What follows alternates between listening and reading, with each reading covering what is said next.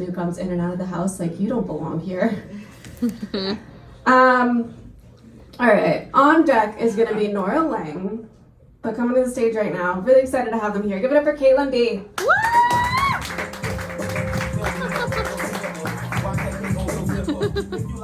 Thank you to that DJ. It's really fun music. If you like that. If you don't, then you're being tortured, which is also really funny. So I can be really needy. I like attention, and if I receive attention, sometimes I still, want more attention. But if a guy shows interest in me, then I'm like, get the fuck away from me, what are you doing? And I realized I'm a cat. And what's funny about that is I have friends who are like, oh, well, you're single, maybe you should get a cat. I'm like, okay, well, let's think about this. Now that you suggested it. What do people like in relationships? Bullet points are cuddling, sex, some kind of communication, food. You either go out to eat or you cook food together. I think those are like kind of the basis. All right, with a cat, you can't, I don't want to eat with a cat. I'm not going to take a cat out to dinner. I'm not going to have a cat cook. I'm not going to have sex with a cat. Have you ever tried to communicate with a cat?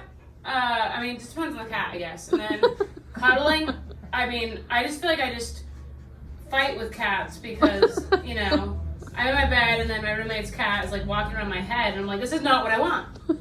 Anyway, so that's what I want to tell people next time they recommend that. So I mentioned I was single, but I did go on a date the other night and it went pretty well. I could tell he cared about me. He paid attention. We went on a little walk. He asked me a ton of questions. He drove me home to my house, and then he left. It was perfect. He did give me a DUI, but overall, he was attentive. He cared. And I got home safe, and yeah, I would say that was a good date. So the next night, let's call it last Wednesday, I did open mic comedy at the Elks Lodge in Hood River, and I was like, okay, all right, everything's fresh, let's just go, let's just do it. And then sorry, my pronoun is not multiple, but if it was, that would make more sense. So I'm talking to myself in a non-binary way, and then I say, let's look for a lawyer, and as I'm telling jokes at the Elks Lodge, I realize I'm not going to find a lawyer because they all passed the bar.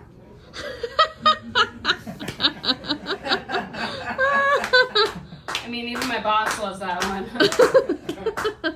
So since I'll probably go to jail, I'm thinking about all the good things. And if I'm in a group cell with a bunch of other people, I'll have a captivated audience. They'll be captivated in some form.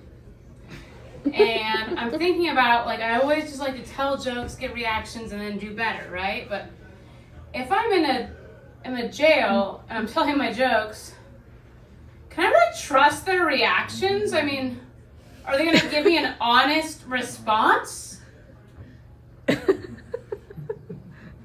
I don't know.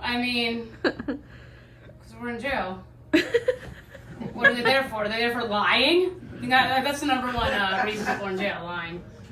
So I thought I'd have when you go up and you do open mic and you're like, oh, I don't want to go too long, and it's my first time ever doing open mic, not in Hood River, so I'll keep it concise. Well, guess what? I did that. Good job, me. If you want to help me pay for my lawyer's retainer fee, sorry, Liam, I do have this Venmo code in so many different sizes. So I'm about $1,000 away from that $3,000. My court date's Monday. So